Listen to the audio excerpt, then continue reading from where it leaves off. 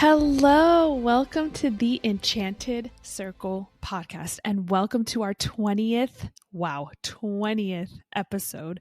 We are a new podcast of three best friends that have known each other since high school that love fantasy books. So here we are doing what we love most, which is obviously reading, theorizing, and having a great time together.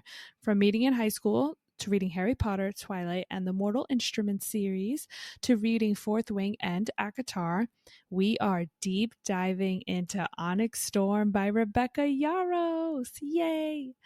I'm Carolina. Welcome to episode 20, and we will be covering chapters 12 through 17 today. Welcome to those of you who are new. We did a full recap of Fourth Wing and Iron Flame in our previous episodes, and now we are doing a deep dive and breakdown moving forward, especially right now, of Onyx Storm. Also, if you have any questions or theories you want us to discuss, please let us know. We would love to mention it here. Hey, it's Bella. How is everybody doing? Just before hopping on, I came across this German movie called Kolfi, and I've been scouring the internet for this movie, and I can't find it anywhere. Guys, this is an enemies to lovers story. So I am on the hunt. After I saw a sneak peek of the tension on the TikTok, I was like, oh my God, I need to know what this is all about. But anyway, thank you for joining us tonight, and we hope you enjoy today's episode. I'm not sure if you guys are aware, though, but we record our episodes at night after Carolina and myself have put our kids to sleep. Some days is harder than others, right, Carol? Yes, today especially. Oh my God, my son has a fever, his first fever ever, and Steph has been hearing me say, oh my God. So it's been a struggle. It is hard, and sometimes the evenings are just crazy. I run home from work and literally allow myself 30 minutes to rest before I get my booty up and start on dinner. Today's menu, I made some chicken tacos with Mexican rice and guac, which were chef's kiss according to my kids and husband, but also FYI, my husband and I work opposite schedules, which means in the evenings, Mama is on her own. Dinner was done, then the dreaded cleanup again, then the bath, and then story time and teeth brushing, water breaks and prayers and songs all conclude my night. Except for tonight, I get to dive down deep into my current obsession. So thank you for being here and listening to our Onyx rants. We just have to mention content warnings. There will be spoilers for the entire book of Fourth Wing, Iron Flame, and Onyx Storm by Rebecca Yarros, including all of Xaden's POV chapters. If you have not read any of these books and his new POVs, please come back once you do. We wouldn't want to spoil anything for you. We may mention interviews or posts from Rebecca Yarros, so spoilers with that. And this podcast is rated R due to the topics we discuss about this adult book. Also, we tend to curse a lot, so please be aware of children listening. Let's get into it. Chapter summary. Just a reminder, we're doing chapters 12 through 17. So, chapter 12. Zaddy and Violet have a moment, if you know what I mean. Xaden admits he was scared. He almost lost Violet. Xaden yells, shadows fleeing. What in the Shadow Daddy is going on here? Battle within himself? But they will figure it out. Yeah, they will. Violet confronts Xaden about Garrick being a distance wielder. Violet put two and two together. The marked ones may all have second signets. The dragons building their own army? Violet admits she's happy to protect his home, foreshadowing much. Classes are in session, well, except history class. Ironic. Garrick wrote Imogen a letter? Psych. Nope, it's a letter to Violet from Xaden. He channeled, and his pillow smells like her. Aww. Imogen and Violet clarify, quote, every possible path, end quote. Professor Grady wants Ara Ben Hu to go on this quest squad. Yuck. Where is Violet going with the vial strapped to her? To see Jack looking like Death Barlow? What does Jack have to say? A lot more on that later. Chapter 13. Insert Bestie Ree and Imogen is like, see ya later. Violet meets up with the squad and Sawyer is looking all cute or whatever. They head towards the archives. Guess who they went to see? Sawyer's boo thing, Jasenia. Which, by the way, the other scribes are picking on our girl. Let's get them. But Violet glares back at these losers and they flinch. The scribes are scared of our girl Violence. Teehee. Jasenia informs Violet, Braddock, Rhiannon, and Sawyer that the venin may be more pervasive than previously thought. She provides 6 books for research. Violet saying, quote, Do you need me to bury bodies? End quote. Okay, violence. Jasenia's like, here are some tombs. Riddick tries to be a smartass, and Jasenia is like, bro, I'm a scribe, not an oracle. Sassy. She also uncovers that during the Second Crovelin uprising, an external isle supported the rebellion, but details are scarce due to missing pages that look to have been ripped out from General Cadeo's journal. Violet believes her late father's research might hold more information, but accessing it will require Dane to betray his father because his journal is secured in her mother's old office. Battle brief time. More venin activity on the map on the path to the hatching grounds. Cadets are assigned reading on venin and informed of upcoming rune intensives in Orisha. It's confirmed that high-level venin possess Signets.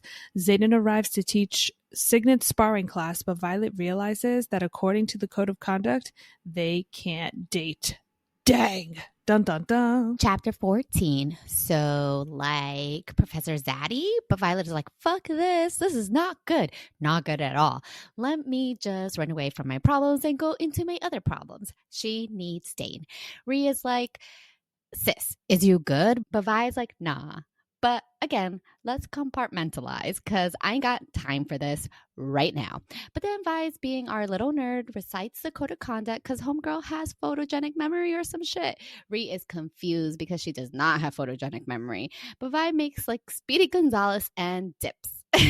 She catches up to Dane and asks him basically to sneak into her daddy Toe's room because Daddy Sorengale left his super top secret research in there, and the room is now ordered to allow only blood relatives and marriage bonds, which Violet is none of. But Dane is like, I have daddy issues. Let me live my life. LOL, JK. But they're interrupted by Professor Zaddy, who wants some alone time with his naughty student. But Vi is like, babe, no, professor, we can't do this. It is forbidden. XXXXX.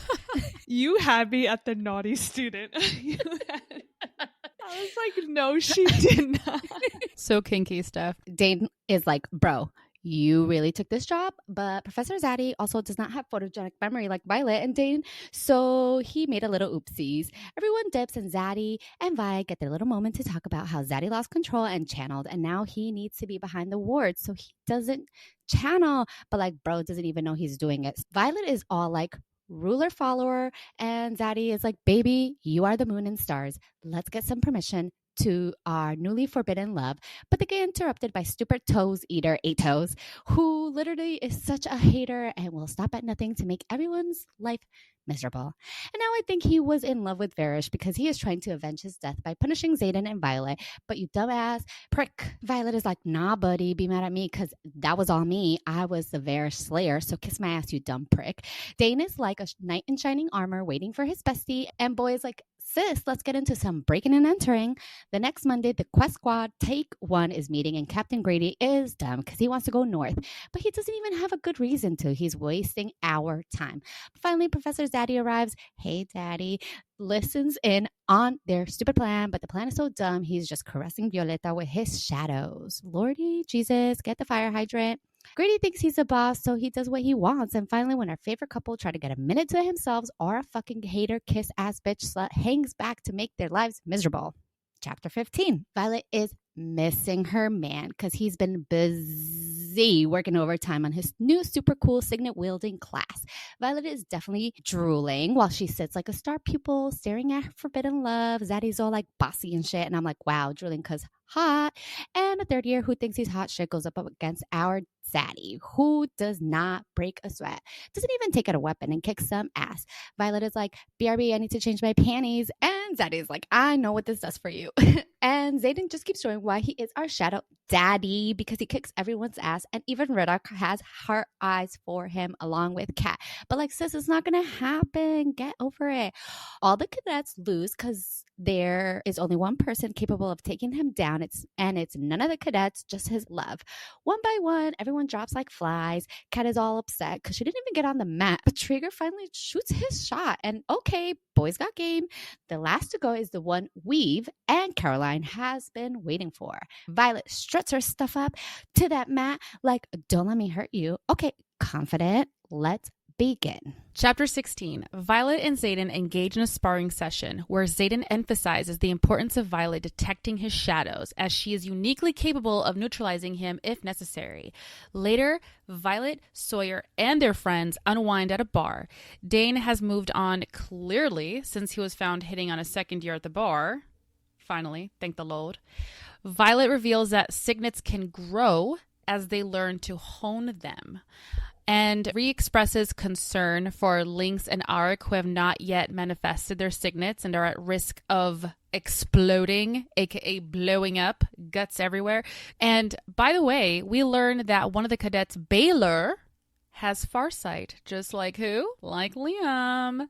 And Marin thanks Rhiannon for her family's support, for taking in her two bros, her two brothers, who are now orphans. Very sad.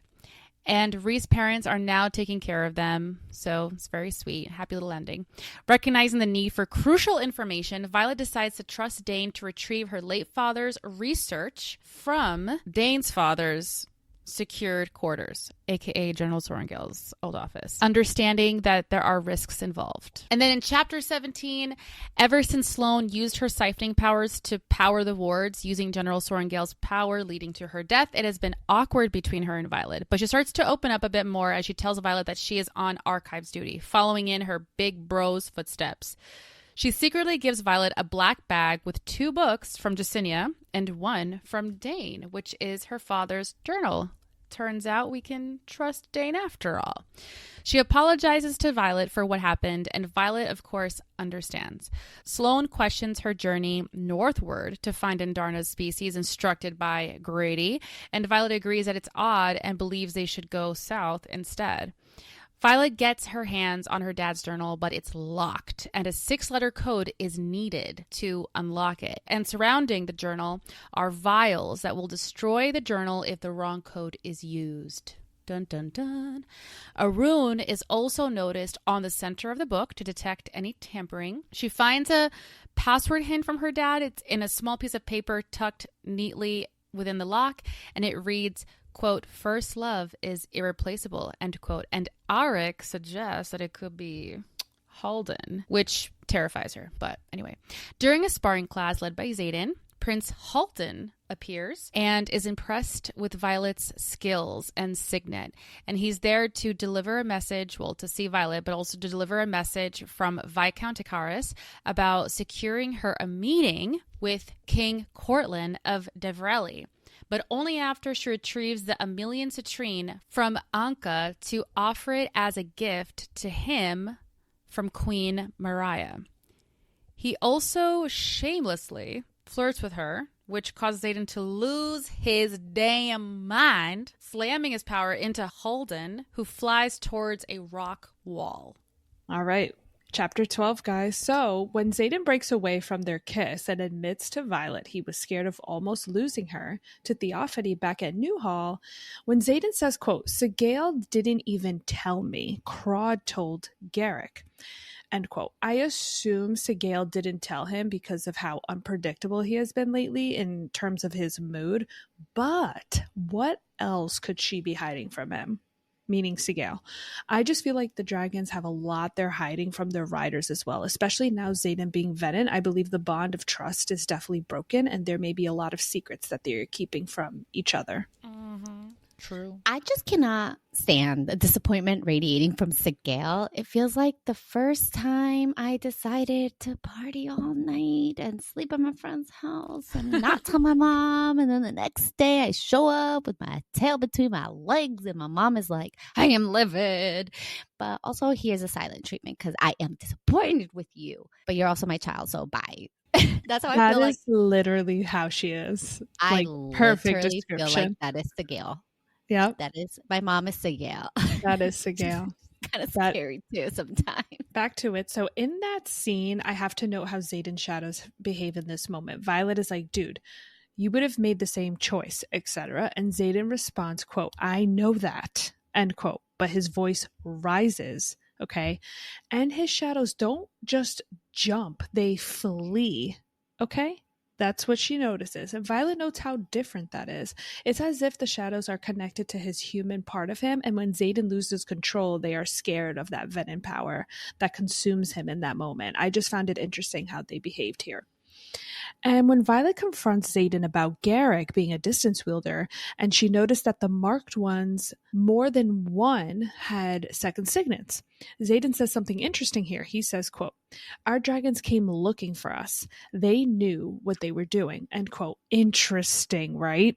Dragons are doing some sneaky shit. But he continues to say, quote, "More like building their own army. More signets equals more power," end quote. The Empyrean building their own army, there is so much more that I know we do not know about the dragons that hopefully in book 4 we get more info. And Taryn and Sigil definitely hide more shit, and I know it. No, they're definitely, I agree with you. They're definitely hiding a lot. The Empyrean is hiding a lot. Like, let's remember the fact that Solus knew about Andarna being the 7th breed and kept it from not only his rider, but Taryn, you know? So it is very interesting how the dragons work. I wish we could get like a Taryn POV, you know, where what's going on. Or even in that instance where Andarna breaks the bond and Violet is like comatose, basically. Taryn has his shields down and lets her in on conversations he's having with the Empyrean and all of that. I wish we got to know exactly what he was saying to the Empyrean, like that side of that conversation, like what's going on that point, because he blocks her out a lot more than she blocks him out. So it's quite interesting. I want to say in the Denver tour, Rebecca Yarros said, "What makes you think the dragons are honest? What makes you think they're telling the truth to even their riders? What is the truth? What is the dragon truth?" And I go back to the last episode where I quoted how Fables of the Baron demonize dragons. So I find something like it has to be a little bit interesting here. How did the dragons know that they were relatives of the previous riders? And how does it pertain to only the children of the rebellion? Or is it more than we think? Is it because they wanted to help those in Tyrandor because they knew they were doing the right thing? Did the parents of the marked ones talk to the dragons and have a plan with runes and the dragons? So Xaden tells her he will use Tyrandor to protect her, but not to make her protect Tyrandor. And she responds, quote, "I've already told you, I'm happy to protect your home," end quote. Foreshadowing, y'all, to the end of this book. Mrs. Ryerson, Duchess of Tyrandor herself, did she say this because they already discussed the plan that they played out at the end of this book?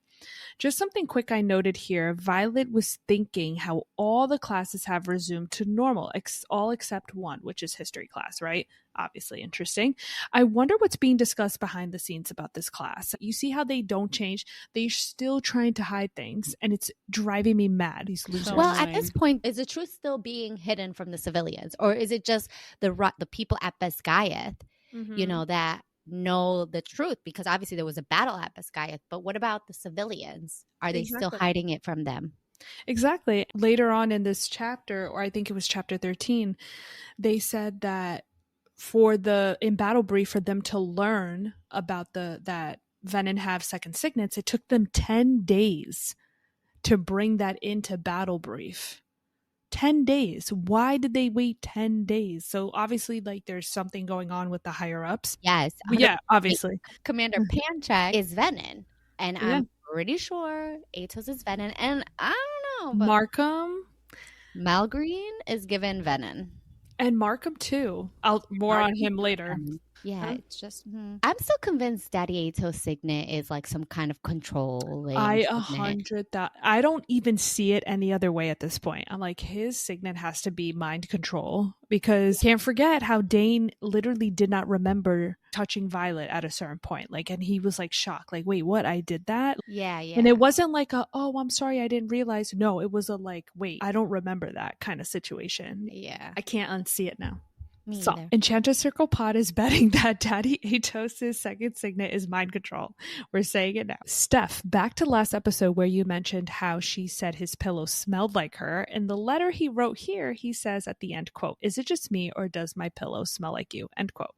Interesting, right? I think it's so cute, and maybe this is unconfirmed fated mate spawn they have, or it could just be a cute nod to them both that Rebecca put in here. But Rebecca doesn't do anything just for cutesy sake for like a cute reason. Like, I don't. Yeah.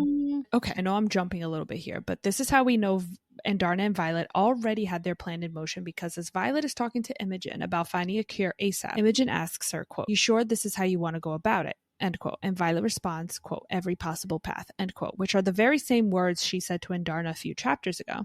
This plan for sure involves Imogen, Violet, and Andarna. And for sure Xaden knows, because Violet told him and she would help him protect his home.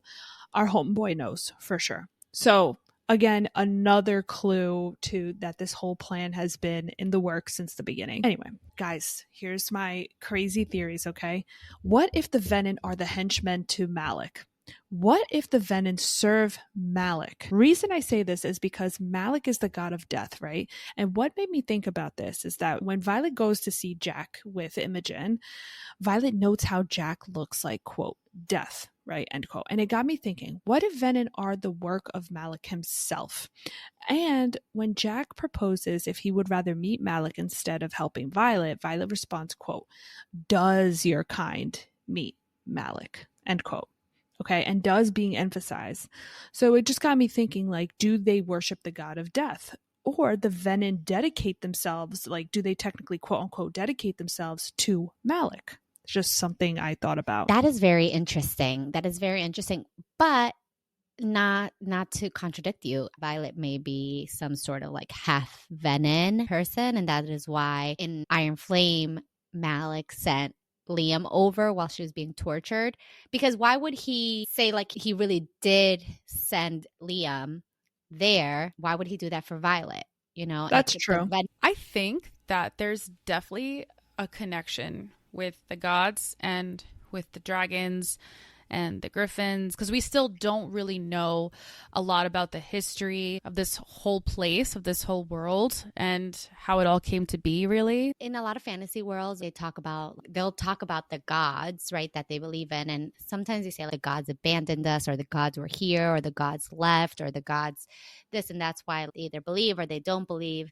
How do the gods come into play in this world? The magic of them. I know there's people get dedicated to gods. We saw the dedication, the priestess that were dedicated to Dune. How does that? And they had powers, right? They say they have like foresight, right? Not foresight. They have precognition, right? Because they say that Violet's future is still not set. So there is some magical aspect when you get dedicated to a god. Theophany says that it's the very thing that makes her kind of something more, right? The dedication to Dune. So Right. There has to be like this weird magical aspect with the gods and the connections to the humans. I agree with you. Definitely. It just goes to show again, like, how much we don't know either, right? Like from Rebecca's world and what she created. So we'll see. Just the thought I had, I was like, oh my God, do they dedicate this? Because since we get a little bit of like what dedication is, even though sometimes I fully don't 100% grasp it, I'm just like, oh, could they dedicate themselves to Malek? So I was like all hype about this. But it is a really good theory. I think it's just, we don't know anything. So back to the first question she had for Jack was, quote, "Can you sense each other?" End quote, which we know the answer because of Xaden, obviously. But I found it interesting here when he says, quote, "Initiates, Asims were all traceable to one another, but the Great Hall could fill with sages and mavens, and I'd never know. Neither would you. Makes you wonder who's been channeling here for years, doesn't it? Who's been trading information for power?" End quote. Bella, maybe you're not too far off. Can sages and mavens change their appearance? I remember you saying Markham could be a maven, but maybe he's higher up and he could have some sort of glamour.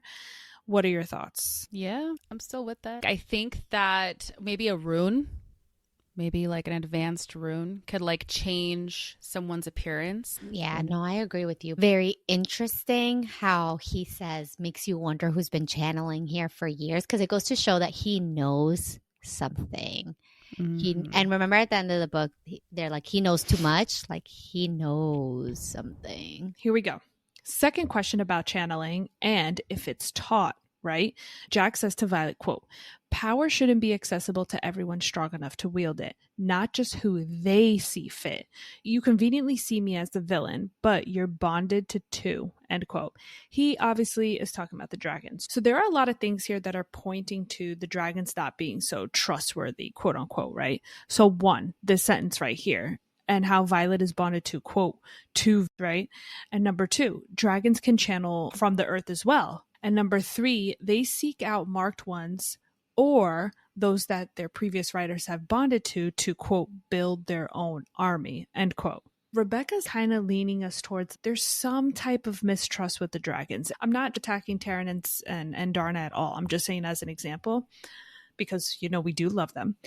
Even when they hid information from Violet about everything that was going on with the venin and what Xaden was doing right in Fourth Wing. So it just goes to show, like, slowly she's been saying, hey, the dragons are not, you know, 100% trustworthy either. And there was an interview where she did say that they possibly, who said that that's their real name, right? Right. So it's very interesting how she's building this up to, like, I feel like there's some type of big betrayal, not necessarily meaning Taryn or Darna, or maybe it could be, but something with the dragons, they're going to have some type of betrayal because it's I 100% agree. It goes back, like, bringing back the gods, like, we don't know anything about how that pertains to this world. The Empyrean is a freaking secret. We are on book 3.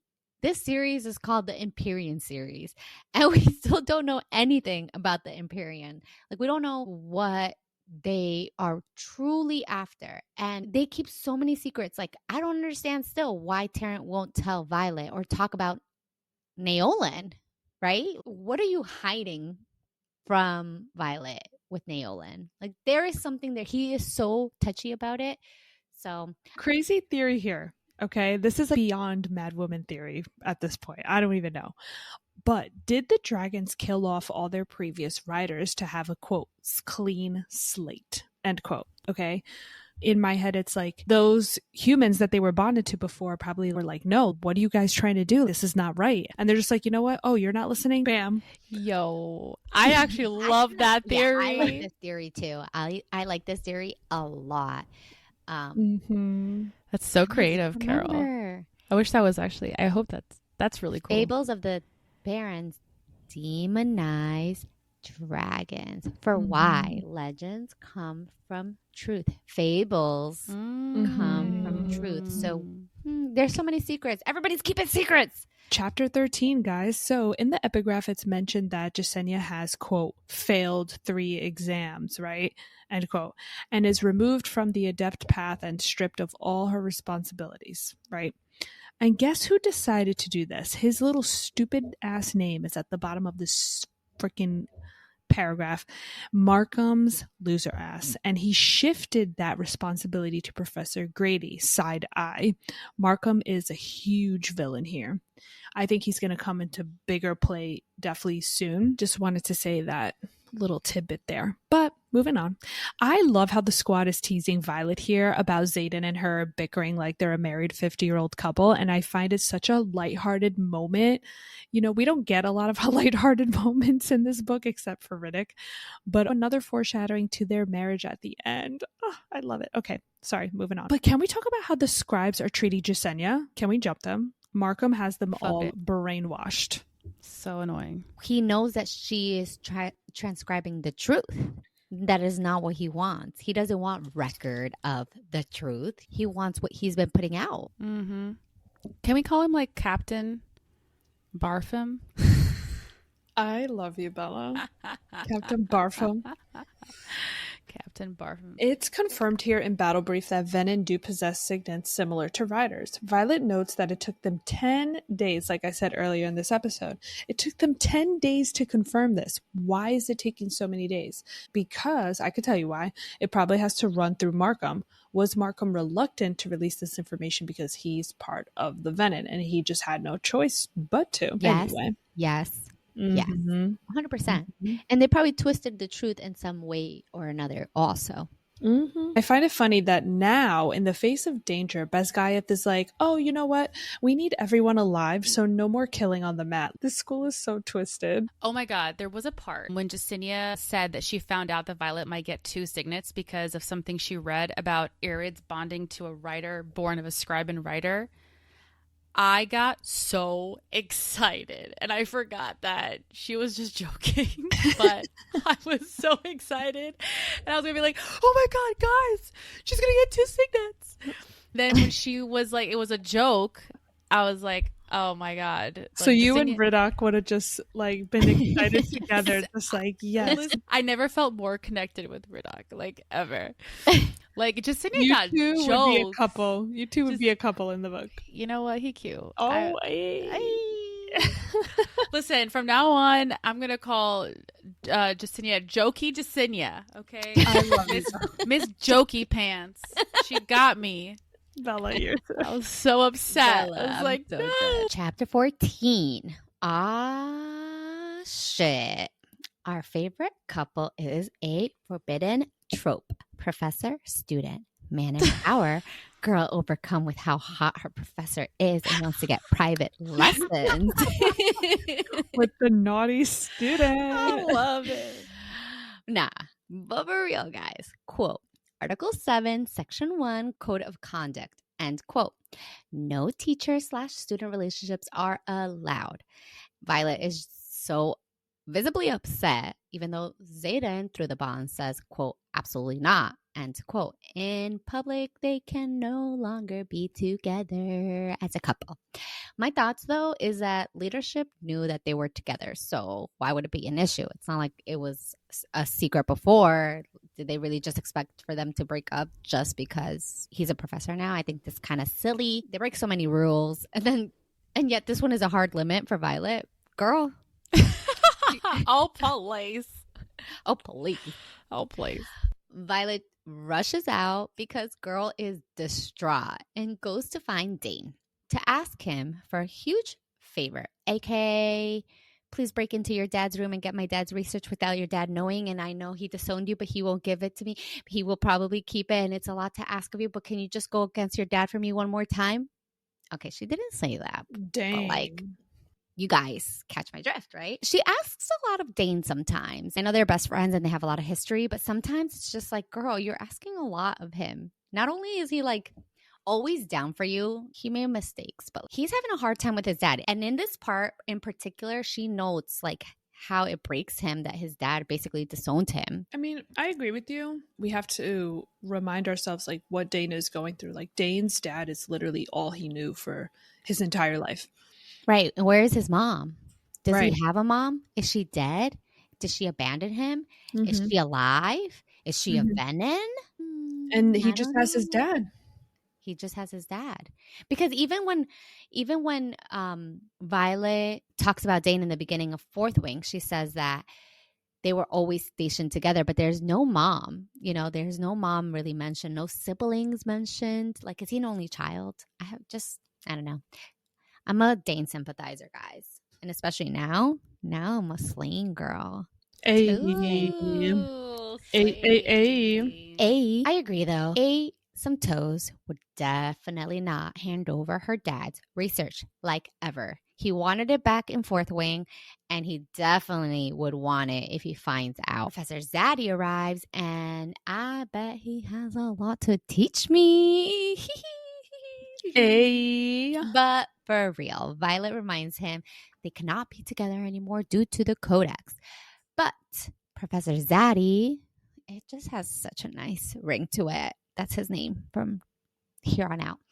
Says, nonsense, baby. Quote, I live by you. When have I ever given a fuck about the Codex or the Code of Conduct? I am yours and you are mine, and there's no law or rule in this world or the next that will change that. But Professor Zaddy is the solution because our baby dad lost control on the front, and being a professor at Bezgayev will keep him from channeling. He won't be sent off to the front where there is no words to protect him from channeling. He didn't even know what he was doing. Listen, guys, not to play devil's advocate for the venin, but I imagine that not all of them are evil. Listen to me, guys. I know. Don't hate me. But like, what if they didn't know they were channeling and kept channeling, and it just got worse and worse until their souls were gone? Becoming venin comes from the need for more power. And in war, sometimes that power or the signets they have won't save them. So what if they channeled to save themselves or save others like Xaden did? I don't know, guys, but are they all truly evil? What made the first brother worthy of dragons, the second worthy of griffins, and the third, why was he unworthy? These are the kind of thoughts that keep me up at night. It got me all fucked up. Because am I sympathizing for the enemy just because I'm empathetic? Or is there more to the story? Or are they just evil? Going back earlier, Carolina, like Jack said earlier, we see them as the villain. But Violet has 2 dragons. And why do some people get a dragon? Why do some people get a griffin? And what about everybody else? I know obviously Jack is fucking nuts and psychotic and crazy, but like we see him not like he wasn't evil in like Iron Flame, like evil, right? Like he saved Violet. Once he noticed it was her, he could have let her go. He saved her. That part still like confuses the crap out of me. It confuses me. And no, not only it's not adding up. It's not adding up. And then when Xaden goes to him in the end of Iron Flame, he's like, you need to stay away from her or, you're going to channel from her. And why is he warning him when he could just be like, yo, take that fucking power, yo, kill her ass. Again. In that same talk with Jack, he said something about mending, and that was italicized too. Like, he's like, oh, all the questioning and all the mending they do to me. There is something with the menders that we don't know either, that I feel like we haven't been introduced that affects the venin somehow. Because why are they constantly mending Jack? If not for a reason. And obviously it had some type of effect on him in Iron Flame. So there's something we don't know yet. For sure. Anyway, the hope that Commander Panchak will grant them an exemption goes out in flame rather quickly as 8 fucking gnarly toes comes in and tells them no, just because he's a fucking hater and blames Xaden for killing Varish and ruining Biscayeth. Alas, Xaden is like, not to worry, baby girl, we'll just be sneaky links. But not before Violet comes for Ato's throat. Quote, just so you know who to hate, Xaden didn't kill Varish. I did. End quote. Violeta, Duchess of Terrandor, Ryerson, baddest bitch in the land.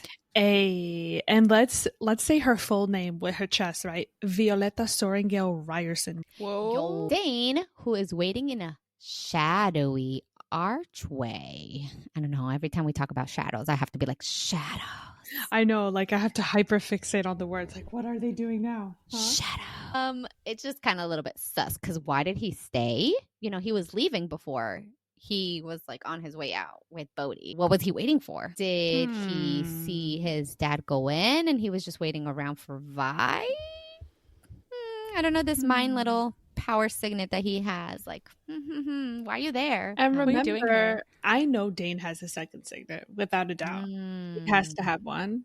There's no way in my mind he doesn't have one, and I wonder what it is. If we get another Shadow Daddy, I think I'm a faint. What if Dane is a brother Xaden is talking about? I made this connection, and I don't know if it means anything, but in Fourth Wing, when Xaden reads Vi's intentions, she always says, quote, ice prickles my scalp, end quote. And when Xaden is venin or he loses control, she says he gets a cold look in his eyes, or she tells him to, quote, get off the ice, end quote. Listen, I don't know what that means, but I feel like it's an interesting connection. When he like is reading her intentions, she mentions ice. And when he's venin completely, she mentions ice. I love that you caught right there. That went over my head. I love that. interesting. Yeah, Yeah. yeah. I like I just that. had to point it out because I was just thinking about it. I'm like, she always talks about when he was reading her intentions, how ice prickles her scalp. And later on, she keeps telling him, get off the ice, come back to me. So that connection was weird. It was interesting. And I feel like I had to bring it up. While everyone is in this room arguing where to go, this fine bitch is a fucking hater because she's out trying to make Violet's life miserable and does not let our lovebirds meet for even a second. She's such a fucking hater. Oh, Aura Ben Ho. Yeah, I wish Violet would have fucking torched her ass, given her some lightning power to make her electrify herself. Chapter 15. Unfortunately for Violet, she has not been given one opportunity to see Xaden. And Xaden is keeping her out by shielding so fiercely. It makes me think he's also planning and scheming. I mean, obviously we know that, but why you like have your shields up so much, boy? What you hiding? Can't see your baby girl. What you hiding? What you hiding? What's your secrets? This is the We Don't Trust Anyone podcast. Literally. As I step into Professor Zaddy Ryerson's amphitheater, I am amazed at the wards Xaden has put. Not only is it weather protected, but Violet notes that there's other wards in place. Xaden's been working hard, just like Violet, who doesn't spend a moment not researching for a cure and trying to perfect her signet. We note that a lot of the first years still have not received their signet, which is interesting. A cocky cadet thinks he can take on our Zaddy, but duh, he cannot. So Zaddy shows us just how lethal that body is. And Lord does Xaden know it too, because he tells Vi he knows how much she likes watching him on the mat. So that time in Fourth Wing with the shirt off and Garrett, it was intentional. Lauren, the cadet, goes again, but Xaden asks he wield, and while holding Vi's eye, one small shadow from Lauren's blade and one small finger fucking lift, and the shadow chokes out Lauren. Guys, holy shit. He's unhinged. It's like insane. I don't get how Berwin was able to get Xaden all wrapped up in the end of Iron Flame. He waited until Xaden was near burnout when he didn't have much left to give and used it to his advantage. If this is what he can do with a simple shadow from a sword and a damn finger lift, even Riddock is scared and turned on. Lauren obviously failed because he is dumb, and Professor Zaddy showed him, and he shows everyone else too. Quote, point made, I never need to draw a weapon because I am the weapon. I'm just good with blades for the fun of it. End quote. The fucking heat is on blast because damn. Now, Arik asks an interesting question. He asks, quote, and you're going to teach us how to defeat you? End quote. Rebecca Yarros has told us his signet manifested before he really realized what was going on. Did Arik know about Xaden being venin, or he had some kind of inkling? But Xaden replies, quote, I can teach you to try, but there's only one person capable of taking me down one day. And it isn't you, Great Castle. End quote. What do you guys think? Do you guys find that like interesting as I find it interesting? I 100% agree with you. And I think Arik, I don't know if he fully understood here, but I think he has like an idea like, wait, is Xaden venin? Am I dreaming? Am I, obviously we don't know how his signet works. Maybe after this, you're onto something. Right. Maybe after this instance, like when Xaden reads Arik's intentions, maybe this is when he's like, wait, we got to buddy up. Like, you know about me, or I know about you. Like, let's buddy up. Let's make a plan. I was just literally going to say that. I was like, but I think Xaden read his intentions here. He knows Arik is a precog. So I think for sure this is probably the moment like, wait, I know something. You know something. Let's talk about it. Yeah. Going back to that quote that I just said also, Zaddy wants Violet to hurt him if she has to, which sad. Kat, though, looks devastated at not getting near Xaden, but Traeger finally speaks up for his feelings for her. Yes, Traeger, but also RIP Traeger. You were perfect for her. But it's that whole thing. I was so happy for Kat. I need to talk about that. I was so happy for her. I was like, yes, finally, she's moving on. When he died, I was like, no. Yeah. Oh Like, my God. He's going to be a villain again. I have to give it to Rebecca because she really made the character of Kat go from being like fucking annoying, everybody hated her, to now being like, wait, we're rooting for you, girl. Yes, I'm one of those people. I hated Kat in Iron Flame. I could not stand her. And in this book, it's so crazy how I'm like, oh my God, I feel so bad for you. Wow. Yes. Yeah. It's crazy. Yeah. Finally, it's Violeta's turn. And to quote Caroline, quote, now this is what I've been waiting to see. End quote. Me too, sis. Me fucking too. Chapter 16. Xaden envelops her in his shadows, and she notes that her left arm heats. She notices that it's much easier to strike than trickle. So while she's with Xaden, right, in this whole thing, Violet can't see shit. So Xaden tells her to track him down using their mental pathway. Clever, and also very hot. We see how this has proved useful at the end when she faced him after he channeled and became big baddie Zaddy.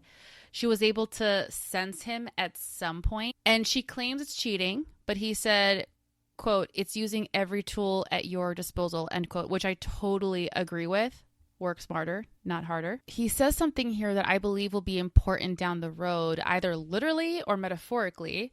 But he says, quote, I can wield anything that casts a shadow, but no one knows the strongest threads are always my own. If you can sort through them, feel their difference, you'll be able to track where I am in the darkness.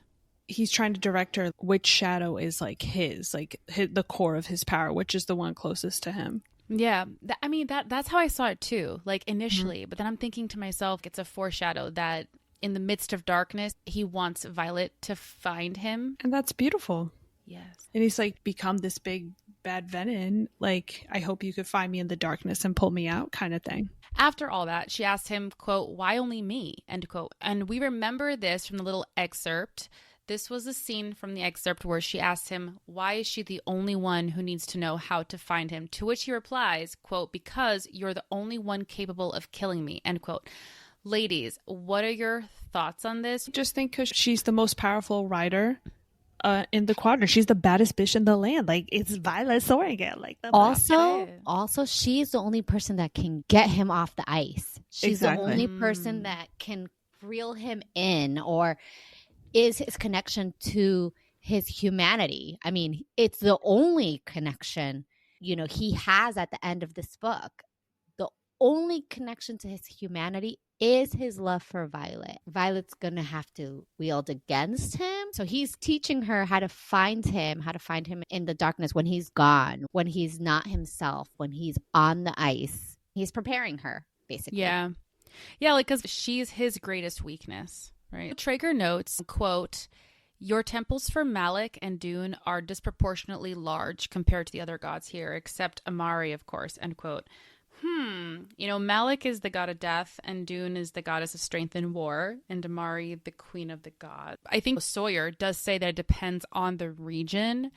So, and obviously, like, Biscayeth being a war college and stuff makes sense to have those gods disproportionately bigger. I find it interesting that Violet reveals here that her mom was not religious, but yet she spent most of her worship time for Amari. More so later for Malek after her dad died, but she does admit that it was more of yelling than praying. It brings me back to all these times where when Malek is brought up, she's like, oh, he doesn't want me, or, I have things to tell him, or she's always like kind of angry with Malek. And I think it's just an interesting way she talks about that particular god. Chapter 17.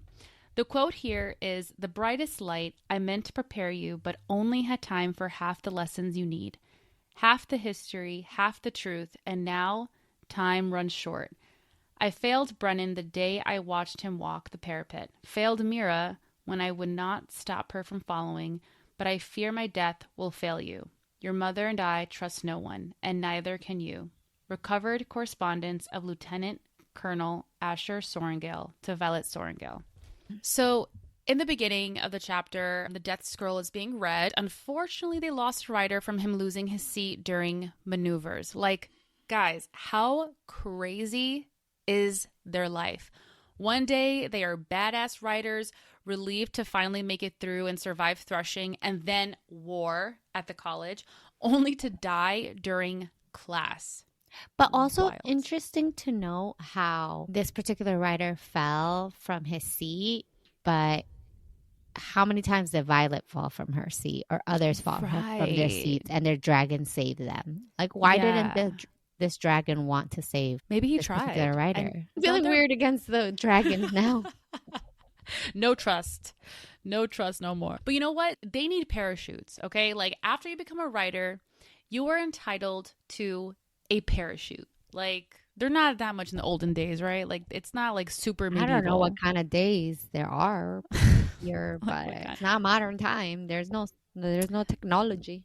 Yeah, that's true. But they need parachutes. When Sloane was giving Violet the books from Jacinia, I felt really bad for her. Just like because the burden she carries for Violet's mom's death and being in possession of a signet that closely resembles what venin can do. But I'm curious to know what you ladies think about why she manifested this particular signet, since it's connected with who the writer is at their core or what they need the most. What do you think this says about Sloane? That's a good question. I don't know, because I feel like I don't know Sloane as well as I would like to be able to answer that question. But just hashtag slain, I think in this fated mate's world that she became a siphon to channel whatever big ass power that Daddy Dane has. Just a crazy theory. She saw her parents be killed. She was separated from her brother. She comes to Biscayeth. She sucks at fighting. She had no training in that. And like from that, what do we gather from that, right? She needs to take power to kind of like become powerful.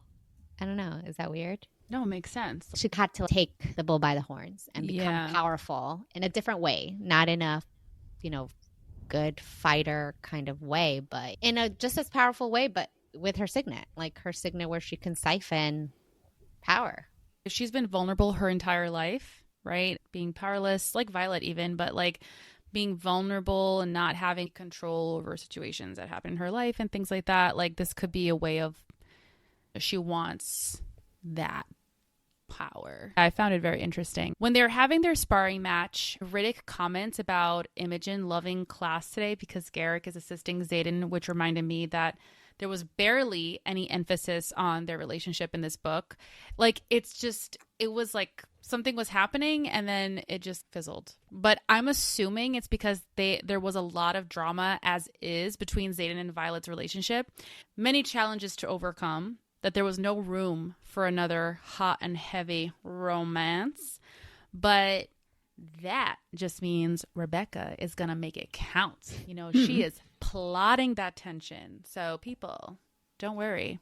Guys, by the way, they're flirting mind banter. I have a question, though. When Xaden says here, a certain hazel eye writer kept me up last night talking, does that mean like they were talking through the bond? Because obviously they weren't together. So how were they talking? Oh. Because he says, which I didn't mind since my bed is too cold without you physically in it. So how are they? If he's in the professor's quarters and she's in the second year quarters, how can they talk? I mean, I guess there's no cell phones. They're not texting. They're well, as that I'm like hyperfixating on this. Like, who? Like, how? Like, they're talking in their minds through the power, the bond. This bond goes way too far. And probably... it reminds me that one of the other mated dragons, they can also talk long distances. And then Violet asks Taryn and Sigale when they will be able to do it. And they're like, not for many, many years. Is this mind connection between Violet and Xaden going to only grow? Yeah, I think so. I think that's what's happening. I definitely agree with you. Yeah. Interesante. Or this could be the extent of her dream-walking powers. Also, Violet is cocky as fuck. She's like, boy, I can make you go to sleep. I can knock you out. I can I love this new confidence she It has. brings me back. I'm sorry to bring Dane in, but like in Fourth Wing, in the beginning when she sees him and goes up to his room to wrap her knee, he's like, I'm glad time hasn't, shortened your tongue or something like that. And she's like, well, I could do a lot of things with my tongue. Like, homegirl was getting down with the fucking get down. She was getting down. And Dana's all like, ooh, girl. So she was like, she's a little naughty girl. She's a little confident girl. Yeah, she's feisty. And also, like, I was just so disappointed with Halden. Gosh, man, like, I wanted that love triangle action. I know we joke about liking the toxic shadow daddies, but Halden is not the good toxic that we like. He's the toxic.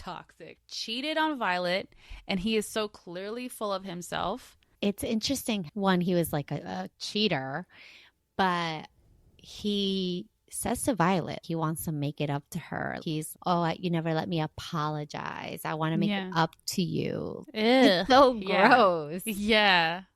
And obviously I think in also a way, I think he did have true feelings for her because she mentions how he's studying her face and like looking intently at her. And I think that, yes, maybe he had deeper feelings for her and he got scared because he was a little bitch boy. Yeah.